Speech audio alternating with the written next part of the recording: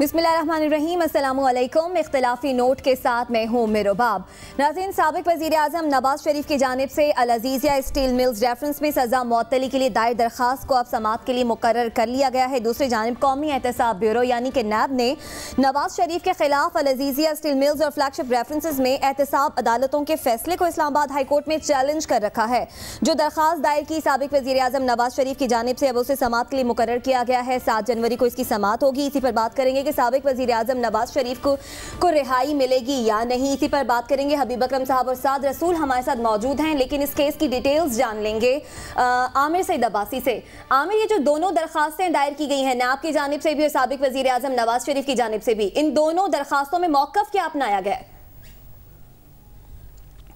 देखिए, नवाज शरीफ की तरफ से जो अल अज़ीज़िया रेफरेंस है उसमें 7 साल कैद, 1.5 अरब रुपए और $25 मिलियन का जो जुर्माना है उसको ख़त्म करने की और कलअदम करार देकर नवाज शरीफ को बरी करने की इस्तदा की गई है नवाज शरीफ की तरफ से। नवाज शरीफ ने मजमूई तौर पर जो उनके वकला हैं उन्होंने जो अपील दायर की है उसमें 5 मुख्तलिफ ग्राउंड्स लिए गए हैं। हमने देखा जो एवनफील्ड रेफरेंस था उसमें जो अपील थी नवाज शरीफ की उसमें पूरा टारगेट जो था वो नैब के ऊपर था, लेकिन इस रेफरेंस में नवाज शरीफ की जो पूरी अपील है वो बेस करती है जज एहतसाब अदालत मोहम्मद अरशद मलिक के रवैये के ऊपर। और उन्होंने जो बकौल नवाज शरीफ के वकला के नवाज शरीफ के जो डिफेंस में या उनके हक में आने वाली एविडेंस थी उसको इग्नोर किया। लिहाजा पूरी जो उनकी प्ली है और जो अपील बेस करती है वो 5 मुख्तलिफ ग्राउंड्स हैं। एक वो कहते हैं कि जो पैरा 13 और 14 लिखा गया जजमेंट में उसमें उन्होंने अपना जो बाइस्ड रवैया था फाजिल जज ने वो शो किया। ये उनका अपील में मौक़िफ़ है नवाज शरीफ का। उन्होंने कहा कि क्योंकि फाजिल जज अपनी लिमिट्स क्रॉस कर गए और उन्होंने करप्शन की तारीफ और करप्शन की बुराइयों में जो लाइन्स लिखे और पैराग्राफ्स लिखे वो अपनी जुरिस्डिक्शन से ट्रेसपास किया, उन्होंने बाहर चले गए। उन्होंने सिर्फ एविडेंस पर लिखना था और जो चार्ज फ्रेम किया गया था और जो चीज़ साबित हुई उससे बाहर नहीं जा सकते। ये ट्रायल कोर्ट के जज के लिए बाउंडिंग है। साथ में उन्होंने ये भी कहा कि प्रिज्यूम किया गया कि क्योंकि जो रेमिटेंसेज आए थे हुसैन नवाज की तरफ से अपने वालिद नवाज शरीफ के लिए, उनको ये गुमान किया गया कि ये जो अल अज़ीज़िया है वहीं से आए हैं और उसमें ये गुमान किया गया कि लिहाजा नवाज शरीफ ही इसके असल मालिक हैं, लिहाजा प्रिज्यूम करके किसी को सज़ा नहीं दी जा सकती। एक उनकी ग्राउंड ये है। साथ में उन्होंने कहा गया जो बेनिफिशियल ऑनर की तारीफ है पूरे नैब के कानून में कहीं पर भी बेनिफिशियल ऑनर नहीं है, किसी भी मुल्जिम को लिखा गया या पूरे कानून में कहीं नहीं लिखा गया। 2 तरह के जो मालिकान हैं उनको लिखा जाता है मुल्जिमान को, एक होते हैं रियल ऑनर और दूसरे होते हैं बेनामीदार, जो बेनामीदार होते हैं। लिहाजा ये उनकी एक ग्राउंड है कि बेनिफिशियल ऑनर जो करार दिया गया है डायरेक्टली ये भी दुरुस्त नहीं है, पूरे कानून में ऐसी कोई गुंजाइश नहीं है। इसके अलावा उन्होंने कहा कि जो हमारा दिफा था उसकी डीपर एप्रिसिएशन में नहीं गए फाजिल जज जो है एहतसाब अदालत मोहम्मद अरशद मलिक। लिहाजा हमें इस हमारा जो दिफा था जिसमें उनका दिफा यह है कि गल्फ स्टील मिल बेची गई, 12 मिलियन दिरहम हासिल करके कतरी के साथ इन्वेस्ट किए गए और फिर कतरी से ये सारे असासे बनाए गए। लिहाजा जो अपील है उसमें मौक़िफ़ इख्तियार किया गया कि इसको डीपर एप्रिसिएशन में डिस्कस किए बगैर रिजेक्ट कर दिया गया। ये भी अपनी जो हुदूद थी उनसे तजावुज़ किया एहतसाब अदालत के जज ने। अब दूसरी तरफ नैब ने अपीलें फ़ाइल कर दी हैं इन दोनों फैसलों के खिलाफ। नैब ने अल अज़ीज़िया में ये अपील फ़ाइल की है कि क्योंकि केस इस्टेब्लिश हो चुका है, करप्शन साबित हो चुकी है, पूरा हमने केस इस्टेब्लिश कर दिया, लिहाजा जो जुर्म था 9A5 उसमें नवाज शरीफ पर इल्ज़ाम साबित हो चुका है। लिहाजा उनको जो सज़ा कम दी गई है 7 साल, इसमें मैक्सिमम सज़ा 14 साल है, लिहाजा उनकी सज़ा को मैक्सिमम सज़ा देनी चाहिए। साथ में उन्होंने ये भी कहा कि जो फ्लैगशिप रेफरेंस है उसमें सिर्फ बेनिफिट ऑफ डाउट देकर नवाज शरीफ को जो बरी करना है वो भी दुरुस्त नहीं है। उन्होंने उसको चैलेंज किया और ये कहा कि नवाज शरीफ को उस मुकदमे में भी सज़ा देनी चाहिए क्योंकि हमने पूरा केस इस्टेब्लिश कर दिया। फाजिल जज ने अपनी जजमेंट में वाज़ेह तौर पर लिखा कि ये जो एविडेंसेस हैं इनकी रोशनी में। आमिर, ये नैब ने क्या पॉइंट्स रेज किए कि किन बेसिस के ऊपर उन्होंने कहा कि फ्लैगशिप रेफरेंस में जजमेंट ट्रायल कोर्ट की दुरुस्त नहीं? जी, फ्लैगशिप रेफरेंस में जो फाजिल जज हैं उन्होंने ये कहा था कि जो कनेक्शन था बेसिकली जो नवाज शरीफ का और इन कंपनीज के साथ वो इस्टेब्लिश नैब नहीं कर सका, लिहाजा शक का फ़ायदा देकर उन्हें बरी किया जाता है। नैब का ये मौक़िफ़ है कि हमने जो तमाम जो ट्रांजैक्शंस हैं उनका रिकॉर्ड जमा करवाया। हमने ये बताया कि फ्लैगशिप इन्वेस्टमेंट समेत जो बरतानिया में ऑफशोर कंपनियाँ हैं उन तमाम की ट्रांजैक्शन जो दुबई में कैपिटल FZE थी उसके साथ लिंक्ड होती हैं, उसमें तकरीबन 7 लाख जो ریال تھے ان کی ٹرانزیکشن ہوئی, بینکنگ ریکارڈ پیش کیا گیا. نیب نے یہ بھی کہا کہ اس میں جو نواز شریف کی جو ان کی سیلری کا کیس تھا وہ بھی ہم نے اسٹیبلش کیا, سیلری کی تمام ریکارڈ پیش کیا, سیلری ایڈمٹ بھی ہوئی, لیکن اگر وڈرا نہیں ہوئی لہٰذا یہ ان کا ایسٹ ہے, اس میں سپریم کورٹ کی ججمنٹ آ چکی ہے. یہ میرٹ تو ڈسکس ہو جائیں گے. ایک بات بتائیے, جو بینچ فارم ہوا ہے وہ جسٹس عطر من اللہ صاحب جو کہ اب چیف جسٹس اسلام آباد ہائی کورٹ ہیں ان کا, اور عامر فاروق صاحب کا بینچ ہوا ہے. بڑے دونوں بہت ہی فاضل, بہت ہی ریسپیکٹیبل ججز ہیں. اس سے پہلے جو ایون فیلڈ کے ریفرنس کے اندر بیل گرانٹ کی گئی تھی اس کے اندر بینچ مختلف تھا. عطر من اللہ صاحب کے ساتھ گل حسن اورنگزیب صاحب بیٹھے تھے. کوئی اس کے اوپر بھی آپ کو ہے انفارمیشن کہ بینچ فارمیشن کو ریگولرلی چینج ہوئی ہے یا کوئی سپریم کورٹ کی اپیل کی وجہ سے چینج ہوئی ہے؟ دیکھیے, جب ایون فیلڈ ریفرنس میں اپیلیں زیر سماعت تھی تو اس وقت موسم گرما کی تعطیلات تھی اور اب موسم سرما کی تعطیلات ہیں, لہٰذا اس وقت بھی جو بینچ اویلیبل تھا وہ جسٹس عطر من اللہ اور جسٹس گل حسن اورنگزیب کا تھا, اور اس مرتبہ بھی تعطیلات ہیں اور گل حسن اورنگزیب جو ہیں وہ چھٹیوں پر ہیں, لہٰذا جو اویلیبل بینچ ہے وہ جسٹس عطر من اللہ چیف جسٹس اسلام آباد ہائی کورٹ اور جسٹس عامر فاروق کا اویلیبل ہے, لہٰذا وہی اس کو دیکھیں گے. ٹھیک ہے, بہت شکریہ عامر, آپ نے ڈیٹیلز ہمارے ساتھ شیئر کی. حبیب صاحب, سارا بیک گراؤنڈ بھی آپ کو پتہ ہے, اب کیا لگتا ہے ان تمام ریفرنسز کے بعد کوئی حوصلہ ہے مسلم لیگ نون کو کہ ہم جو ہے شریف فیملی کو لگتا ہے, نواز شریف کو لگتا ہے کہ وہ باہر آ جائیں گے؟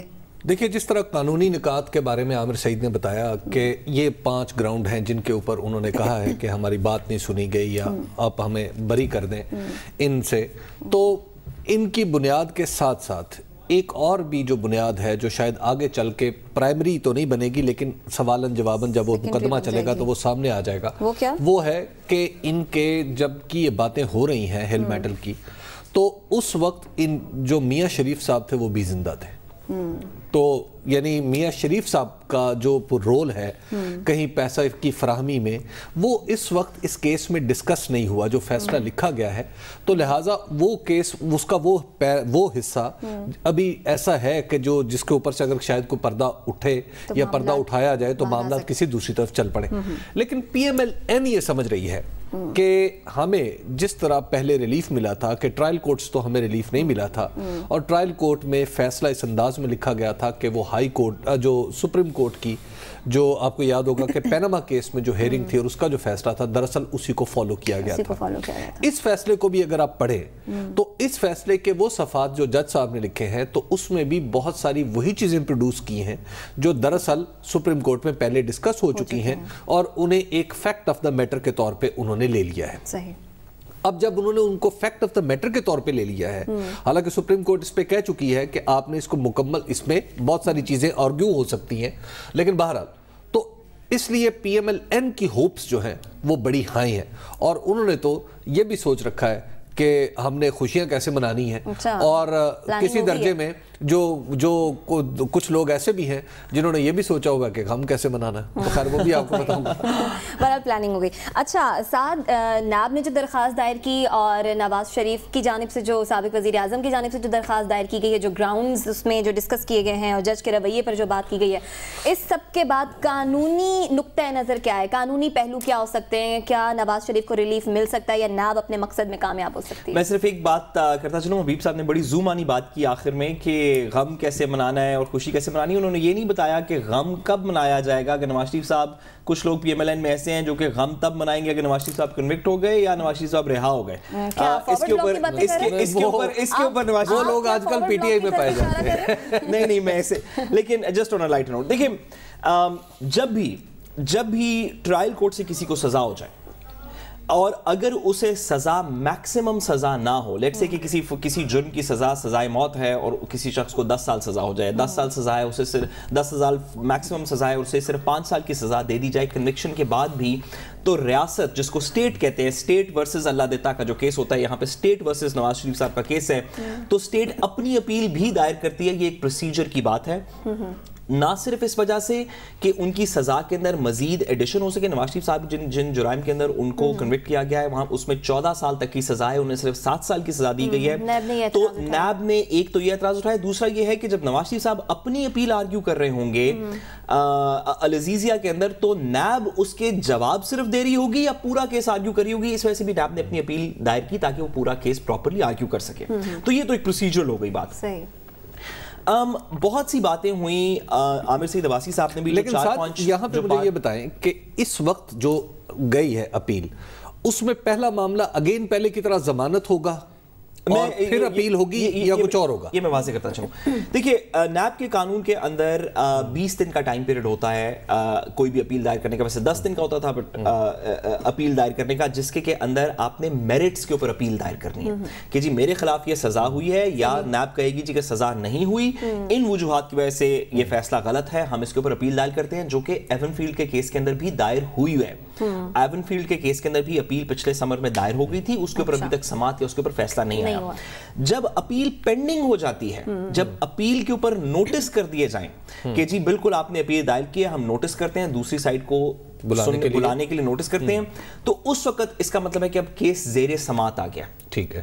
جو سسپینشن کی بات ہے یا بیل کی بات ہے, وہ نیب کے قانون میں بھی اور دیگر چیزوں کے اندر بھی اس وقت ہوتی ہے جب آپ نے اپیل دائر کر دی ہو کہ جی میں ججمنٹ سے میں اختلاف کرتا ہوں, میں اس سے اتفاق نہیں کرتا, اس کے خلاف میں نے اپیل دائر کی ہے, اور جب تک میری اپیل کا فیصلہ نہیں ہو جاتا مجھے رہائی دے دی جائے, کیونکہ اے بی سی میرے حق میں 5 مین باتیں ہیں. نواز شریف صاحب سسپینشن آف سینٹنس یا بیل آنے والے مہینوں میں اس کے اندر پراپرلی فائل کریں گے, اس کے اوپر سماعت علیحدہ ہوگی, وہ ایک الگ درخواست ہوگی. آپ یہ واضح کر دینا بڑا ضروری ہے کہ ایون فیلڈ کے اندر بھی اسلام آباد ہائی کورٹ کا بیل کے اوپر فیصلہ آیا ہے, اپیل میں ابھی فیصلہ نہیں آیا. اچھا. جو ایون فیلڈ اپیل کی پہلے درخواست دی گئی تھی, اس کے اوپر نوٹس ہوئے تھے, اس پہ بھی پوری بحث نہیں ہوئی. اسلام آباد ہائی کورٹ نے, ٹرائل کورٹ نے جو ایون فیلڈ کی کنوکشن کی تھی نواز شریف صاحب کی, نہ اس کو اپ ہولڈ کیا ابھی تک, نہ اس کو سٹرائک ڈاؤن کیا. اچھا معذرت صاحب, میں یہاں پر آپ کو کٹ کر رہی ہوں, کلیئر کر دیجئے گا, یہ جو ابھی اپیل دائر کی ہے سابق وزیر اعظم نواز شریف کی جانب سے, اس میں 5 سے 6 جو گراؤنڈز بتائے گئے, ابھی وہ گراؤنڈز ڈسکس کیے جائیں گے جیسے جج کے رویے پر. جی میں ابھی پوری گراؤنڈز بھی ڈسکس نہیں ہوں گے, اس کو تھوڑی سی وضاحت کر دینی 1 منٹ کی ضروری ہے. نواز شریف صاحب نے ایون فیلڈ میں بھی اور اب بھی اپنے کنوکشن کے خلاف اپیل دائر کر دی. اس اپیل کے اوپر ابھی ایک لمبی بحث ہونی ہے, اس کے اوپر پورے میرٹس ڈسکس ہوں گے, گواہان کے ریکارڈ پڑھے جائیں گے, ایک سٹیٹمنٹ پڑھی جائے گی, جرا کی سٹیٹمنٹس پڑھی جائیں گی, کانٹرڈکشنز دکھائی جائیں گے, جس طرح ایک پراپر ٹرائل کی اور اس میں لمبا ٹائم لگ سکتا ہے. کیونکہ وہ اب اس اپیل کے اندر لمبا ٹائم لگ سکتا ہے, تو ایون فیلڈ کے اندر نواز شریف صاحب نے کہا کہ جب تک میری درخواست پینڈنگ ہے اور آپ اس کے اوپر فیصلہ نہیں کرتے, بظاہراً پرائما فیس آئے کیونکہ میرے حق میں کیس نظر آتا ہے تو مجھے بیل گرانٹ کر دی جائے, میرا سینٹنس سسپینڈ کر دیا جائے. اس کے اوپر اسلام آباد ہائی کورٹ نے انہیں رہا کر دیا. اب معاملہ یہ ہے کہ نواز شریف صاحب کی ایون فیلڈ کی اپیل بھی پینڈنگ ہے, یہ والی اپیل بھی پینڈنگ ہے. ٹھیک ہے, تو ابھی یہ ضروری نہیں کہ منڈے سے جب اس کی سماعت شروع ہو تو پہلے یہ ڈیسائیڈ کر دی جائے, کیونکہ ابھی ایون فیلڈ کی اپیل بھی سنی جانی ہے.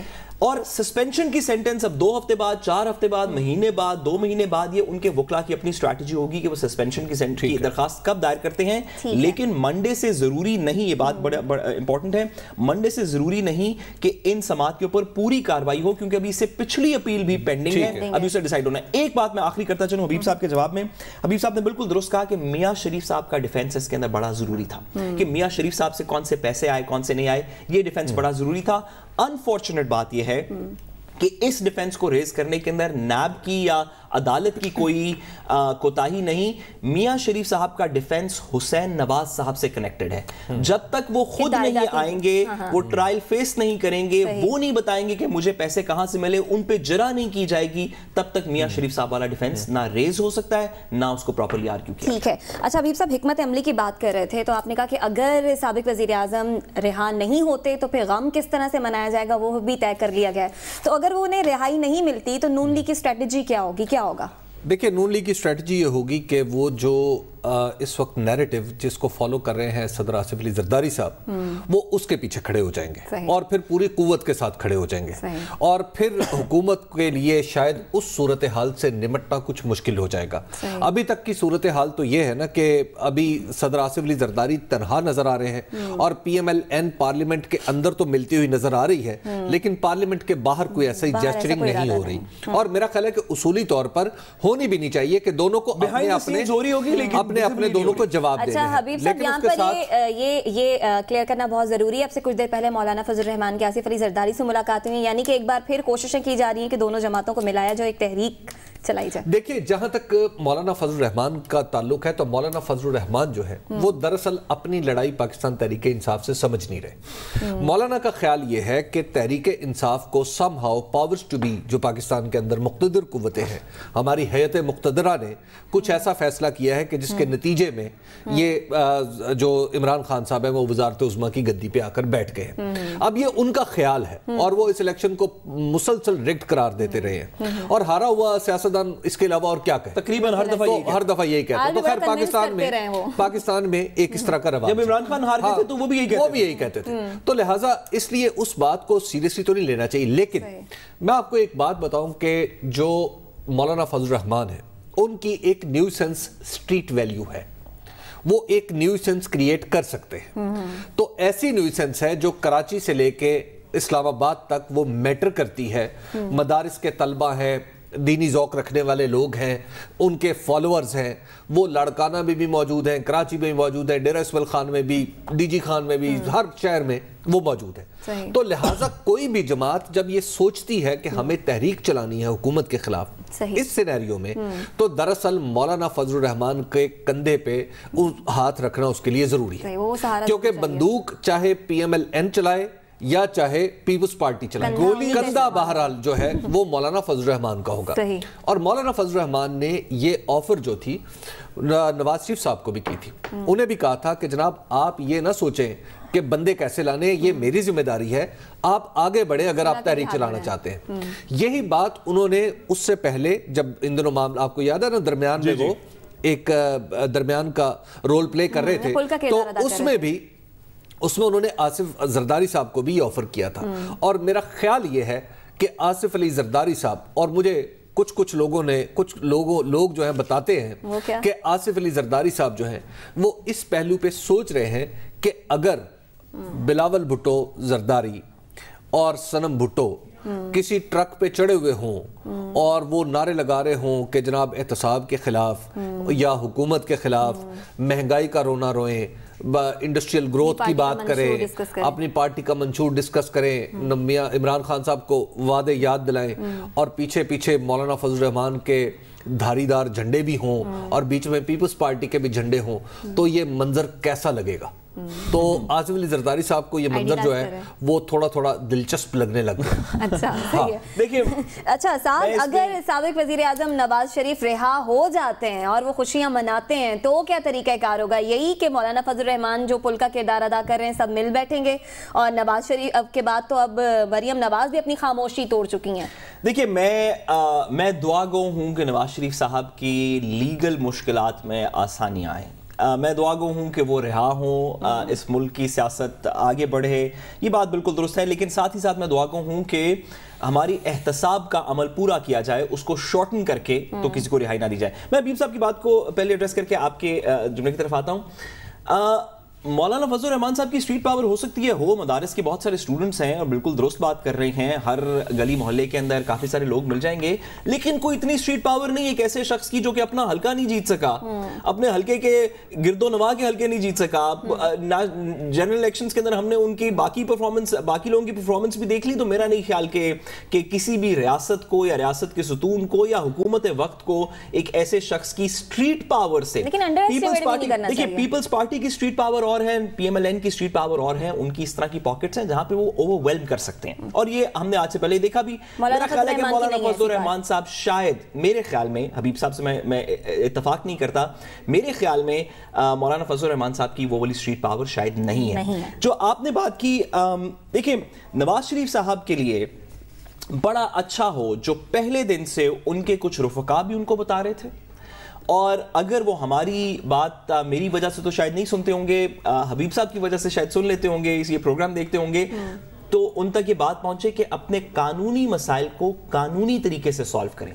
آپ کی سیاسی قوت انٹیکٹ ہے، آپ کی سیاسی قوت پہلے بھی تھی، آپ کی سیاسی قوت آج بھی ہے، ہو سکتا ہے آپ کی سیاسی قوت آنے والے دنوں میں بڑھ جائے، ہو سکتا ہے نہ بڑھے، لیکن آپ کے قانونی مسائل سیاست سے سالو نہیں ہوں گے. یہ اسٹریٹ پاور سے کیا تمہیں خیال ہے کہ کیا تمہیں فیصلہ قبول ہے، کیا مجھے فیصلہ قبول ہے، کہ تمہارے پیچھے والے کو فیصلہ قبول ہے، وہ ساتھ والے کو فیصلہ قبول ہے، وہ کھمبے کے نیچے کھڑے والے کو فیصلہ قبول ہے، نہیں قبول تو پھر کیسے دیا جا سکتا ہے؟ اس سیاست کے تھرو، اس اسٹریٹ پاور کے تھرو نہ آپ کی ڈسکوالیفیکیشن ختم ہوئی، نہ تا عمر ڈسکوالیفیکیشن ختم ہوئی، نہ پارٹی کی لیڈرشپ واپس آئی، نہ ایون فیلڈ کا فیصلہ آپ کے حق میں آیا، نہ العزیزیہ کا فیصلہ آپ کے حق میں آیا. قانونی دلائل سے فلیگ شپ کا فیصلہ آپ کے حق میں آیا. آئندہ بھی اپنی قانونی بیٹل قانون میرے بھائی جو سیاستدان ہیں نا، سیاستدان جو ہیں انہیں اپنا آپ برقرار رکھنا ہوتا ہے. ایک تو یہ سمجھ لیں کہ کوالیفیکیشن اور ڈسکوالیفیکیشن خالی قانونی نہیں ہوتی، کوالیفیکیشن اور ڈسکوالیفیکیشن عوامی رائے ہوتی ہے.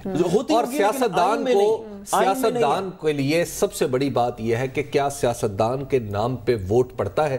اور نواز شریف آج بھی اس ملک کی تقریباً اتنی ہی بڑی حقیقت ہے جتنی بڑی عمران خان ہے. درست ہے. تو لہٰذا ان کے نام پہ ووٹ پڑا تو ان کی پولیٹیکل کوالیفیکیشن تو بدستور باقی ہے. آئینی حقیقت. اب جہاں تک ایک میں آپ کو ایک اور عرض کر دوں تھوڑا سا، وہ یہ ہے کہ اگر خوشیاں منانے کا موقع ملا تو پھر شاید ایجیٹیشن نہیں ہوگی. ٹھیک ہے، اگر شاید خوشیاں منانے کا موقع ملا. نواز شریف صاحب کا خیال یہ ہے کہ اس حکومت کو گرانے کی ضرورت نہیں، یہ خود ہی اپنا کام کرے گی. پیپلز پارٹی کے بھی کچھ اسی طرح کے تاثرات ہیں. ابھی وقت ہے بریک کا، بریک کے بعد واپس آئیں گے، ہمارے ساتھ ہی رہیے گا.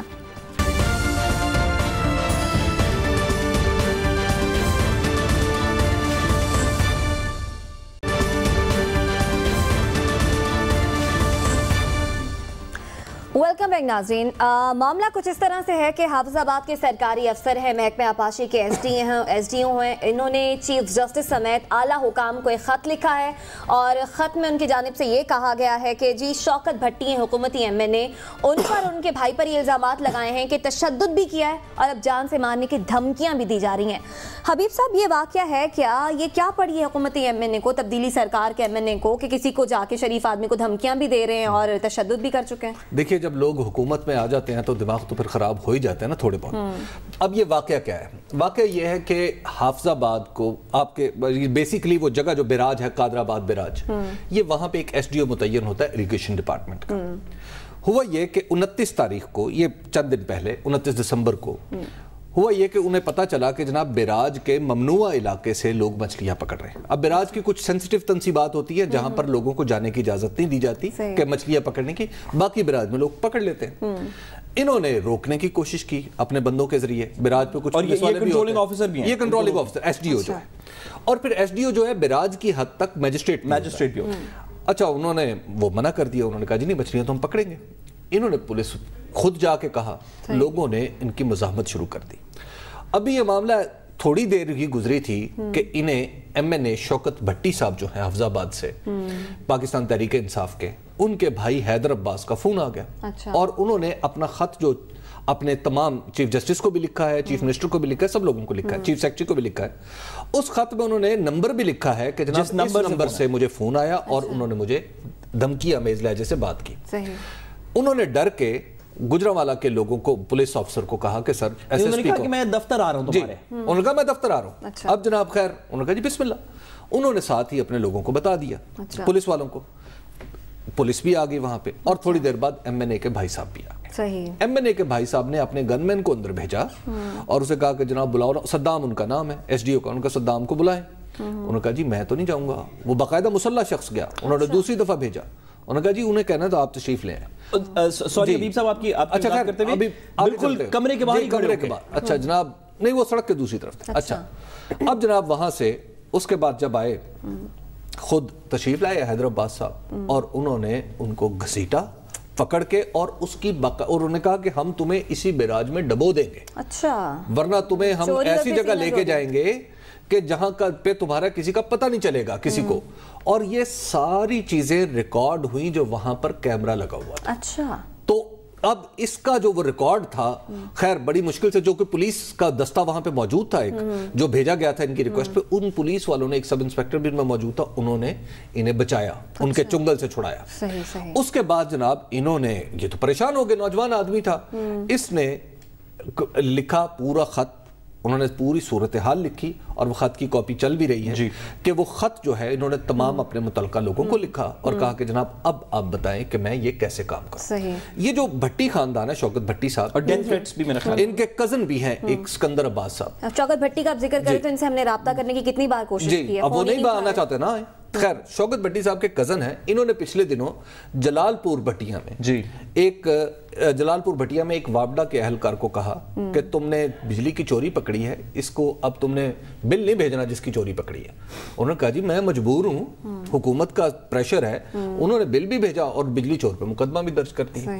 اب اسکندر عباس صاحب نے انہیں باقاعدہ مارا، اچھا، اور مارنے کے بعد کیا کیا کہ جناب وہاں پہ پھر وابڈا والوں نے ہڑتال کر دی، جو بجلی والے تھے انہوں نے ہڑتال کر دی، 8-10 دن ہڑتال چلی۔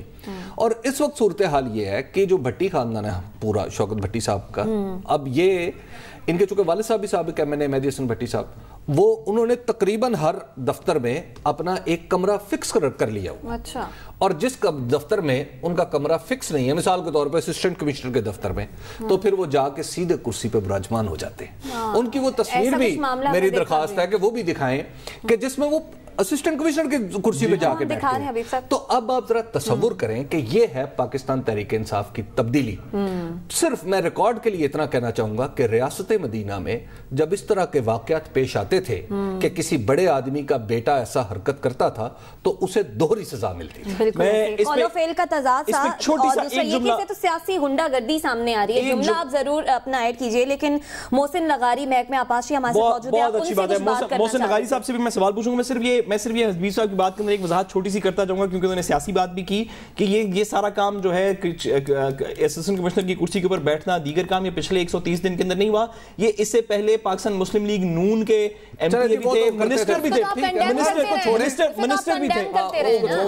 بات تو سن لیجیے میم، منسٹر بھی تھے، تو انہیں میرے خیال ہے نون لیگ کی عادتیں چھوڑ دینی چاہیے۔ لغاری صاحب، جو معاملات ابھی حبیب صاحب نے بتائے، آپ کو اس کے اندر I'm sure کہ آپ کو اس چیز کا علم ہوگا، کوئی اس کے اندر انہوں نے اگر آپ کے خیال میں ایگزیجریشن کر دی ہو یا کم بتایا گیا، آپ کو ان حقائق سے تو کوئی اختلاف نہیں ہے؟ السلام علیکم جی، مجھے بھی یہ جو ہے واٹس ایپ، یہ جو خط آپ دکھا رہے تھے ابھی کیا گیا ہے، اور میں نے یہ دیکھا ہے، اور میں نے صدام سے بھی بات کی ہے، میں نے RPO صاحب سے بھی بات کی۔ ایک بار پھر کوشش کریں گے میں صرف ایک جملہ محسن لغاری صاحب سے مکمل دیکھیے، یہ ہمارے ملک کی سب سے بدترین سیاست کی ایگزامپلز ہیں۔ یہ بھٹی صاحب اور اس طرح کے دیگر لوگ جن کا خیال ہے کہ یہ ملک، اس ملک کے لوگ، اس ملک کی ریاست، اس کے ادارے ان کی کوئی پرسنل جاگیر ہیں، نہ صرف کہ ان کے خلاف پرچے ہونے چاہیے، اور ان کا کرمنل افینس ہے جو انہوں نے تھریٹن کرنے کی کوشش کی، جو وہ ویپن لے کے گئے، جو انہوں نے ڈرایا دھمکایا، یہ تمام چیزیں فوجداری ضابطہ اخلاق کے اندر پوری طرح پروسیکیوٹ ہونی چاہیے۔ MNA صاحب کو حراست کے اندر لینا چاہیے۔ اگر پولیس والے وہاں پہ ہماری بات سن رہے ہیں، وہاں پہ اگر پولیس واقعی عمران خان کے وعدوں کے مطابق آزاد ہے، اگر IG پنجاب ہماری بات سن رہے ہیں، اگر وہاں کے متعلقہ لوگ ہماری بات سن رہے ہیں، تو اس سے زیادہ آپ کو کیا چاہیے کہ ایک سرکاری افسر جس کو آپ کی حکومت اون کرتی ہے، وہ خط لکھے چیف جسٹس پاکستان تک کو اور کہے کہ تمام چیزیں ہوئی ہیں، ساتھ ویڈیو کلپس لگائے، ساتھ آڈیو کلپس لگائے۔ ساتھ یہ بتائیے، یہ تو دہشت گردی کا جرم ہے، بالکل دہشت گردی کا جرم ہے، نہ صرف سرکار میں مداخلت، دہشت گرد، اس کے اوپر ان کے اوپر 780 لگنی چاہیے، ان کے اوپر باقی جو 324 کو لگنی چاہیے، کیونکہ انہوں نے اغوا کرنے کی کوشش کی، مارنے کی کوشش کی، دیگر اس طرح کی تھریٹن کرنے کی کوشش کی، اور اگر ان کو سزا نہیں دیں گے تو پھر میرا خیال ہے باقی بھی سارے کرمنلز۔ بہرحال محسن لغاری صاحب ایک بار پھر ہمارے ساتھ ٹیلی فون لائن پر موجود ہیں۔ محسن صاحب اپنی بات کنٹینیو کیجئے گا، اور اب یہ بھی بتائیے گا کہ اب تک آپ نے پتہ کرانے کے بعد کیا اب تک ہوا ہے اس معاملے کے بارے میں؟ سرکاری مشینری، پولیس کیا واقعی حرکت میں آئی ہے اس پہ یا نہیں آئی؟ سوری جی، لائن اس وقت ڈراپ ہو گئی تھی۔ میں نے سب سے بات کی ہے اور اس معاملے کو ہم تحقیق کر رہے ہیں، اور اگر جو بھی اس میں انوالو ہوگا انشاءاللہ اس کے ساتھ کوئی رعایت نہیں برتی جائے گی۔ RPO صاحب کو پہلے بھی شاید اس نے درخواست دی تھی، ہمارے جو STO ہیں صدام، اس نے، اور اس کو پولیس کی پروٹیکشن کے لیے لوگ دیے گئے تھے، اور ابھی بھی میں نے RPO صاحب سے بات کی ہے، ان سے میں نے یہی ریکویسٹ کی ہے کہ اس کو جو ہے منطقی انجام تک پہنچنے کی ضرورت ہے. اس کو انویسٹیگیٹ کیا جائے. اچھا لغاری صاحب، یہ تو آپ کی اپنی پارٹی کے ایم این اے اور ان کے رشتہ داروں پہ الزام ہے، تو کہیں ایسا تو نہیں ہوگا کہ پولیٹیکلی یہ بات دبا جائے، ادھر ادھر ہو جائے؟ میرے خیال میں حبیب آپ اور میں ایک دوسرے کو جانتے ہیں کافی عرصے سے. میں اس قسم کا آدمی نہیں ہوں کہ کہیں پہ کوئی رعایت کسی کو دی جائے گی، لیکن یہ ہے کہ جب کسی کو اکیوز کیا جائے تو اس کو بھی اپنا موقع دینے کی ضرورت ہوتی ہے صفائی کا. ان سے بھی یہ چیز پوچھی جائے گی اور اس کے ساتھ انشاءاللہ پارٹی لیول پہ بھی اس پہ ہوگا. لغاری صاحب یہ بتائیے، قانون کا آپ نے بھی پارٹی لیول کی بات کی. ایک طرف تو قانون کی کاروائی ہوگی جس کے اندر آپ نے کہا کہ آپ نے آر پی او صاحب سے بات کر لی ہے. ویسے تو اریسٹ ہونے چاہیے اس کے اندر، کیونکہ اس طرح کی کسی بھی معاملے میں انیشل تفتیش کے ٹائم پہ اریسٹ ہو جاتے ہیں، جس میں ایم این اے صاحب کے بھائی بھی اور شاید ان کو بھی. بٹ پارٹی لیول کی جو آپ نے بات کی، کیا خان صاحب تک یہ بات پہنچ چکی ہے؟ کیا پارٹی لیڈرشپ کو اس بات کا بتایا جا چکا ہے؟ اور اگر بتایا گیا ہے تو انہوں نے اس کے اوپر کیا رد عمل، کو شو کاز کیا ہے، کیا کیا ہے؟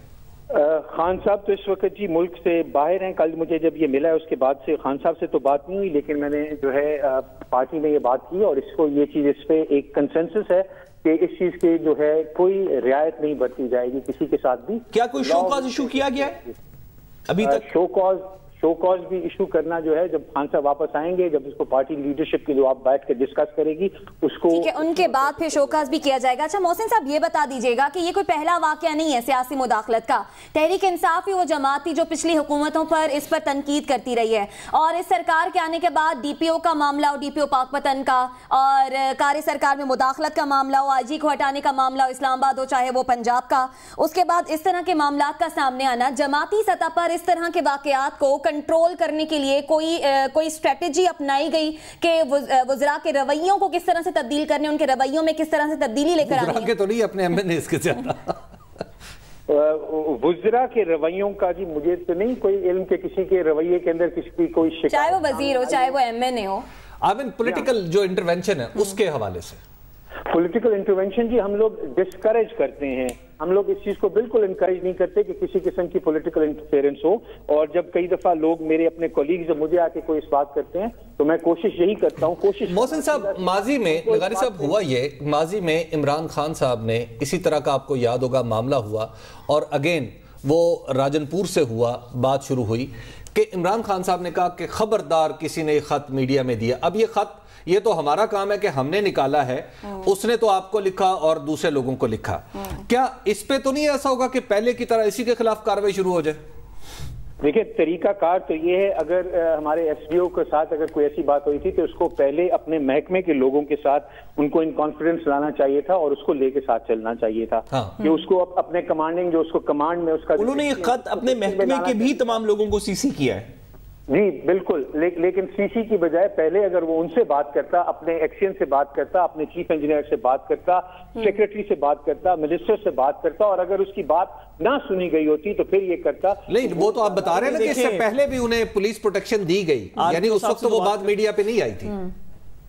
دیکھیں پھر میں وہی عرض کروں کہ اس کا طریقہ کار جو ہے وہ اس طرح نہیں ہوتا کہ آپ جو ہے ایک چیف جسٹس صاحب کو سیدھا لکھ دیں. آپ پہلے اپنے محکمے والا جو آپشن ہے اس کو آپ ایکسرسائز کریں. لغاری صاحب آپ کی بات سے معاف کیجئے کہ ایسا لگ رہا ہے کہ جیسے اب آپ اس ٹیکنیکلٹی کا سہارا لے کے شاید اپنے ایم این اے کو بچانے کی کوشش کریں گے.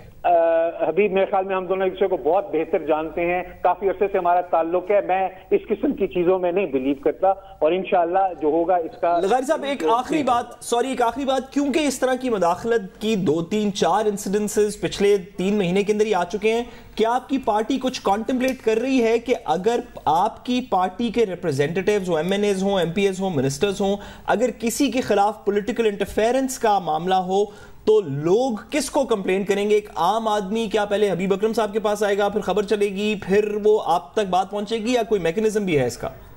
جی نہیں، میکنزم تو بالکل ہیں، وہ جسے میں نے عرض کیا کہ وہ پہلے آپ اپنے اس کو ایسکلیٹ کرتے ہیں اپنے محکمے کے اندر. صرف ایک عام آدمی اللہ دیتا کیا کرے گا؟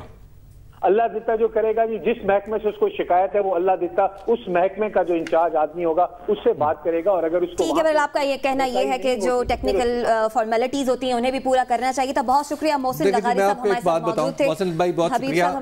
میں آپ کو ایک عرض کروں، اگر مجھے चंद लोगों पे, उनकी क्रेडिबिलिटी पे, उनकी शफाफ होने पे मुझे एतमाद होता है, तो Mohsin लगारी is one of them. मेरा ख्याल है कि जेंटलमैनली जो उन्होंने बात की है, मुझे लग रहा है कि शौकत भट्टी और उनके अहलो-याल मुश्किल में आने वाले हैं अगर वो मोहसिन लगारी साहब जो कह रहे हैं इसी तरह चीजें अनफोल्ड होती। ठीक है, जहां अब वजीर आजम के वापस आने के बाद ये मामला आगे फर्दर फॉलो होगा। प्रोग्राम में वक्त हुआ ब्रेक का, हमारे साथ रहिएगा, ब्रेक के बाद वापस आएंगे।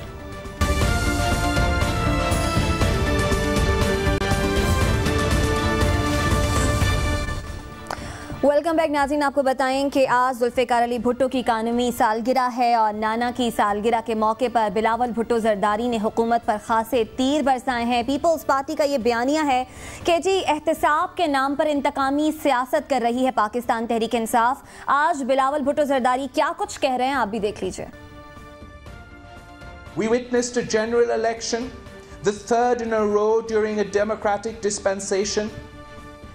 We had yet another transition from one elected civilian government to another so-called civilian government.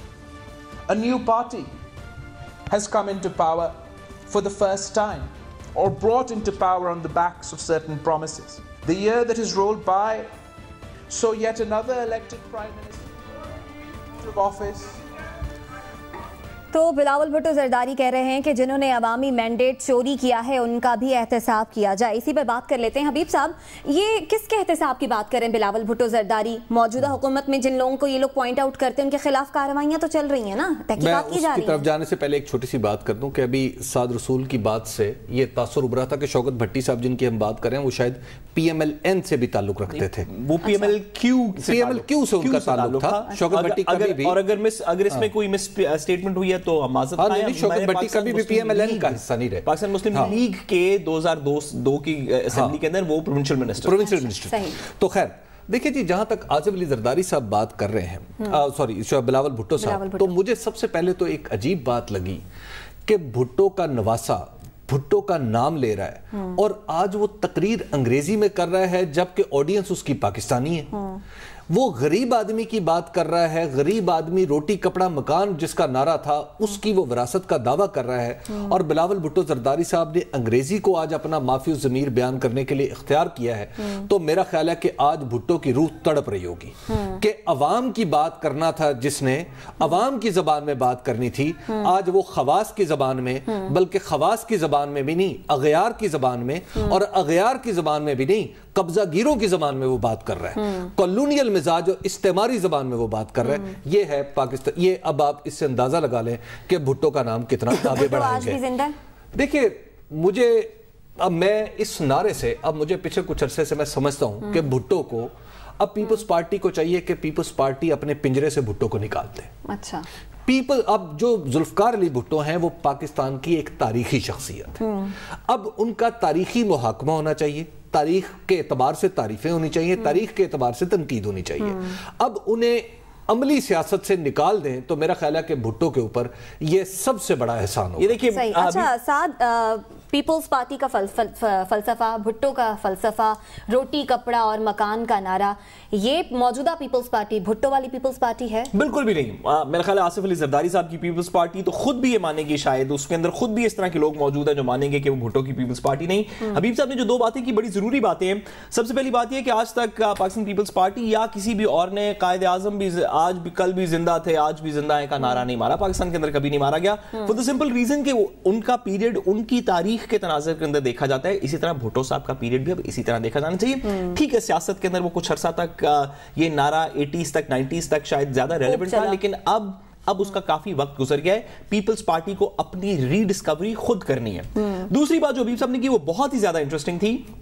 बज़ाहिरन ये लगा मुझे ये स्पीच सुन के कि बिलावल भुट्टो जरदारी साहब ये स्पीच यहां पे नहीं सुना रहे थे, ये स्पीच ये किसी और को सुना रहे थे जो सिर्फ अंग्रेजी जबान में ही तकरीरें समझ सकते हैं। क्योंकि हमारे मुल्क में एक ऐसा दौर गुजरा है, और मैं बिलावल भुट्टो जरदारी साहब की बात नहीं कर रहा, लेकिन हमारे मुल्क में कम से कम एक ऐसा दौर जरूर गुजरा है जहां पे हमारे मुल्क की हुकूमतों के फैसले हमारे मुल्क की सरहदों से बाहर भी होते रहे हैं, डील्स होती रही हैं, अरेंजमेंट्स होती रही हैं। तो अगर आप अंग्रेजी जबान में उनको सुना रहे थे तो बिलावल साहब, वो पाकिस्तान खत्म हो गया, वो वक्त खत्म हो गया, पाकिस्तान की हुकूमतें पाकिस्तान में बना करेंगे। ठीक है, बहर बिलावल भुट्टो जरदारी कहते हैं कि उनके हाथ साफ हैं, लेकिन पीपल्स पार्टी को अब भी ऐसा लगता है कि इंतकामी कार्रवाइयां की जा रही हैं उनके खिलाफ। प्रोग्राम से दीजिए इजाजत, आपसे कल होगी मुलाकात, तब तक के लिए अल्लाह के बाद।